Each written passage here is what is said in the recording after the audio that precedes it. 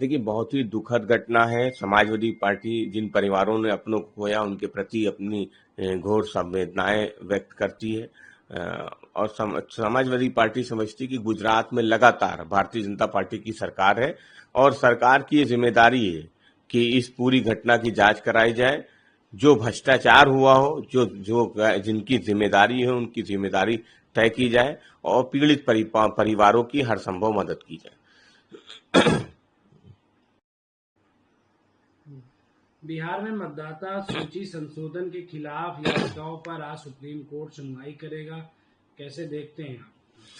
देखिए, जिस तरह से भारतीय जनता पार्टी की साजिशें वो लगातार सामने आती रही हैं, चुनाव आयोग कहीं ना कहीं भारतीय जनता पार्टी का सहयोग करता नजर आता है। इसलिए जो चुनाव आयोग की पारदर्शिता को लेके, निष्पक्षता को लेके लगातार सवाल उठ रहे हैं। लगातार गुजरात में, महाराष्ट्र में, उत्तर प्रदेश में जहां जहां चुनाव होते हैं, चुनाव आयोग पे गंभीर प्रश्न खड़े होते हैं। और अब जिस तरह से वोटर लिस्ट को लेके वहाँ बिहार में जो कुछ भी हो रहा है वो बिल्कुल ठीक नहीं है। एक बड़ा आंदोलन भी बिहार में खड़ा हुआ है पूरे देश में। जब बिहार की इस चर्चा हो रही हो और अब मामला माननीय न्यायालय पहुंच गया हो, निश्चित रूप से न्यायालय से न्याय जरूर मिलेगा। और ये लड़ाई जो चुनाव आयोग के खिलाफ है, चुनाव आयोग की निष्पक्षता और पारदर्शिता के खिलाफ है, वो ये लड़ाई आगे भी जारी रहेगी।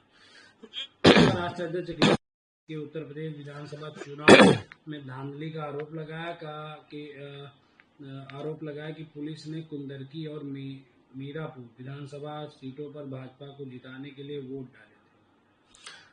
पिछले ये सवाल किसका है? यादव ने उत्तर प्रदेश में हुए विधानसभा चुनाव में बीजेपी पर धांधली का आरोप लगाया और कहा कि पुलिस ने कुंदरकी और मीरापुर विधानसभा सीटों पर भाजपा को जिताने के लिए वोट डाले थे।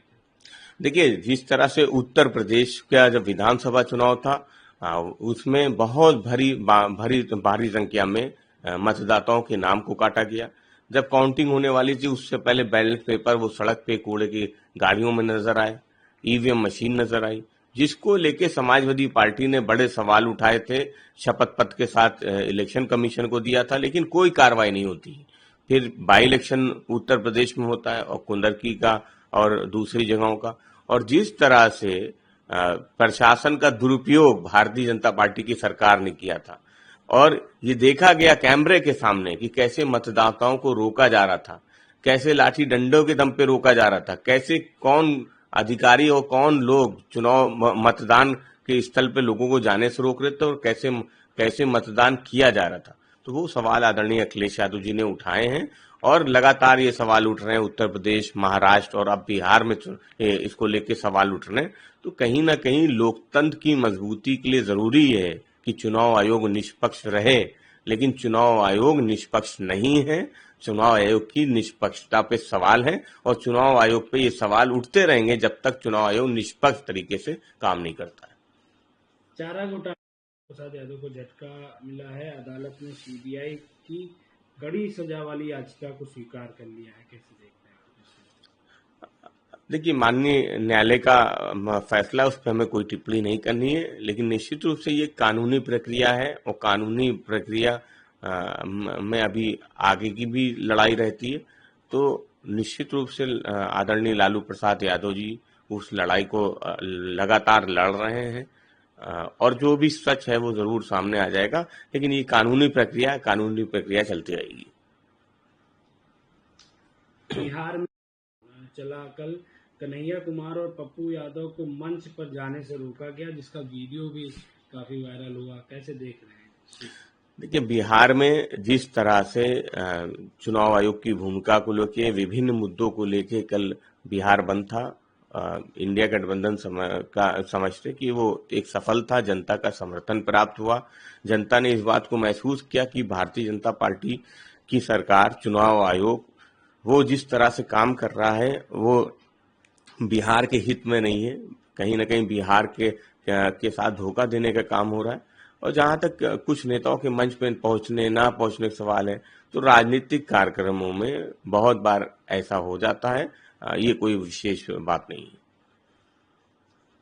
झांगुर बाग संपत्ति पे लगातार बुलडोजर की कार्रवाई जारी है मुख्यमंत्री योगी आदित्यनाथ ने भी इसके झांगुर बाबा की गिरफ्तारी को लेकर पुलिस की सराहना की है। कैसे देख रहे हैं?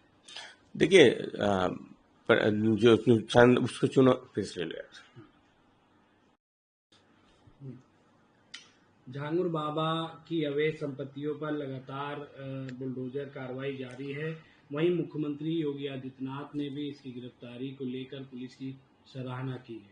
देखिए, धर्मांतरण को लेके कानून है और जो भी व्यक्ति इस कानून को तोड़ेगा निश्चित रूप से उसको कानून के अनुसार सजा मिलनी चाहिए।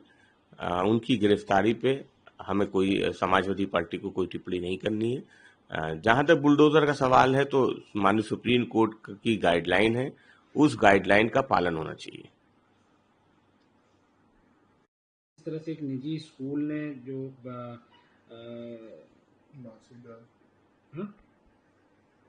महाराष्ट्र के एक निजी स्कूल में जिस तरह से मासिक धर्म को चेक करने के लिए कक्षा 5 से 10 तक की लड़कियों के कपड़े उतरवाए गए, उसको आप कैसे देखते हैं? पुलिस ने इस मामले पे मुकदमा दर्ज किया है। कुल 8 लोगों पे पुलिस प्रधानाचार्य समेत शिक्षकों पे।